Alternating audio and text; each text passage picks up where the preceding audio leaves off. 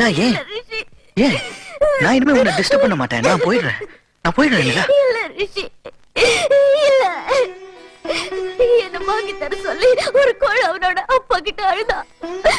அது மாதிரி உங்க அப்பா என்கிட்ட தூது வந்தப்போ உங்களை சுயமா முடிவெடுக்க தெரியாத ஒரு ஆளு நினைச்சேன். அதனாலதான் நீங்க யாருன்னு கேட்டேன். இப்பதான் தெரியுது அதுக்கு காரணம் நீங்க என் மேல வச்சிருந்த மரியாதை. என்ன